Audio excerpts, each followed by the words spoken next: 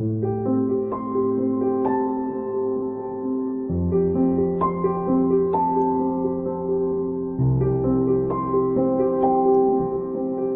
الرحيم الحمد لله رب العالمين والصلاة والسلام على رسول الله. waxaad ku soo dhawaataan barnaamijka inoogu magac darnay diinta iyo cilmiga. barnaamijka diinta iyo cilmiga xalqadii hore waxaynu uga soo hadalnay qofka muslimka ah horta in loo sameeyo wax la yiraahdo in aqli cilmiyeysan loo sameeyo. sidoo kale waxaynu soo sheegnay macaayiir loogu talagalay qofka muuminka ama qofka muslimka ah waxa baadilka iyo waxa xaq ah inuu ku kala saarto oo u miisaan ah oo u raaco ama halbeeg u ah. maanta waxaynu qaadanaynaa sidoo kale qofka muslimka ah tafkiirkiisa iyo tacliimtiisa si ay u saxmato wax laga doonayo oo laga maarmaan u ah. waxaasi waxa loo yaqaano muhaarabatul ummiya, in lala dagaalamo wax qorid iyo wax aqrin la'aan. mawduucaas ayaanu qaadanaynaa sila dhageysi wanaagsan. nabiga calayhi salaatu wasalaam waxaa laga soo saaray ummad ummiyiin ah.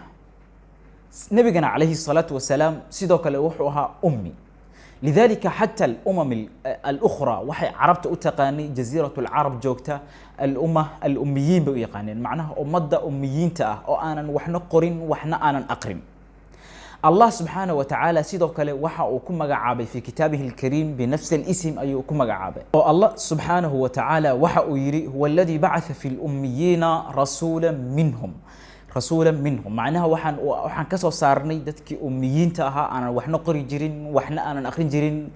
mid iyaga kamida. sidoo kale xadiis uu warinayo Bukhari fi kitab as-sawm nabiga calayhi salatu wasalaam isaga oo waxaasi sida ay ahaayeen cabiraya waxa uu yiri nahnu ummatun ummiyah la naktubu wala nahsib, waxaynu nahnay ummad ummiyiina aan waxna qorin aan waxna aqrin. laakiin shayga cajiibka waxa uu yahay ummadda saas ah iyo nabiga calayhi salaatu wasalaam oo isaguna ahaa qof aanan waxna qorin waxna aqrin, waxa uu ahaa qofkii ugu horeeyay oo qalamka sharaftiisa u yeelay. sidoo kale dadka in ay waxna qoraan waxna aqriyaan ku booriyay, sidoo kale asxaabta iyo mu'miniintana uga dhigay shay ay mar waliba ay saaraan awoodda inay noqoto ummad wax aqrisa iyo ummad wax qorta. نبينا عليه الصلاة والسلام محاد بكفليسا أول آية أو لو سو دجي إني أهيد اقرأ باسم ربك الذي خلق الإنسان من علق، اقرأ وربك الأكرم الذي علم بالقلم علم الإنسان ما لم يعلم. سيدو كانت الصورة اللبات سودكتي الله سبحانه وتعالى وكل أرتي قلمك أو مركز يعني الحجم جيس ويري هي لكيس كبير الأثر أما كثير الأثر معناها وحا وقبني مرات كيس وين هي قلمك الله سبحانه وتعالى وكل أرتينا الله سبحانه وتعالى أنكم ما أرتو إلا بشيء عظيم. الله سبحانه وتعالى وحا وليه النون والقلم وما يصدرون. marka nabiga calayhi salaatu wasalaam sidaas ayuu u weynayay in uu la dagaalamo uu kala dagaalamo dadka inaysan waxna aysan qorin waxna aysan aqrin oo waxa uu u sameeyay inay wax qoraan waxna aqriyaan. nabiga calayhi salaatu wasalaam sidoo kale waxa uu ka faa'iideysan jiray ay fursatin oo soo marta si uu u baro saxaabada inay wax bartaan. dagaalkii badar marka uu dhacay waxa soo martay muslimiinta fursad ay wax ku baran karaan oo ay ku baran karaan qorida iyo wax akhriska. ابن سعد في طبقاته وحا وكورينيا عن عامر الشعبي وحا وليهي نبي عليه الصلاة والسلام وحا فرتي بدر سبعي وحا سوق فاشي تضباطا كان مركو سوق فاشي وحا لو سمي مدح فرشه قف ولا بمال لو حديدي لكن سميت كان مال هيسن نبي عليه الصلاة والسلام وحا وليهي وحا وديبي جري 8 ويل سي وح أبرا قريد سو أبرا إلى حد أي كجاران إتقان أي كجاران هدي أي شيء سمايان وفسيح جري وهي فداجيسة. هل كان وحي نكفه من النبي عليه الصلاة والسلام حتى خضدي سو إني سن أهين إن دتك أي وحبرتان قريدة بس أي برتان لكيس أي خضدي سو أهين حتى إن أي جاران waxa loo yaqaano al-itqaan si aysan mar dambe aysan ugu laabanin in ay waxna qorin aysan waxna aqrin. waxa la sheegaa sidoo kale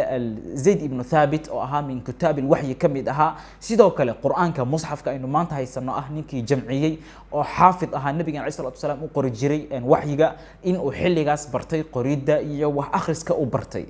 sidoo kale nabiga calayhi salaatu wasalaam keliya kuma uusan boorin jirin waxbarashada qoridda iyo wax akhriska ragga keliya laakiin sidoo kale waxa uu ku boorin jiray dumarka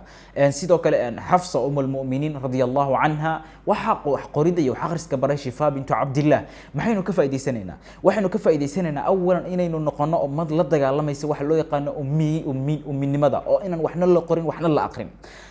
adduunku maanta heerkaas uu ka baxay oo waxa uu gaaray in laga doodo sidee loo hormariyaa waxbarashada macnaha tadwiirkeeda ayaa laga doodaya maanta laakiin anagu haddii aynu Soomaali nahnay waxaa nagula sheegaa inaynu 60% ama ayadaynu soo yareynaba oo niraano 50% laakiin ma soo gaari karto 60% ama 70% ummadda Soomaaliyeed inaysan waxna qorin aysan waxna aqrin taas oo tusinaysa shay rahiib jiddan ah inaynu marayno meel aad iyo aad u liidata inaynu haddii aynu islaamka haysano aynu fahanno islaamka waxa uu u yimid waxa ummadda u keenay waxa laga doonayo inay tahay in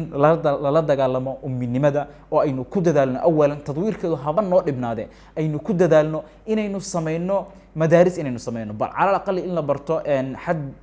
waxbarashadii asaaskii inuu qofku wax qori karo waxna aqrin karo kadib ayaynu ka baddoodi karnaa waxbarashada tayeynteeda aad baad u mahadsantihiin wassalaamu calaykum waraxmatullaahi wabarakaatu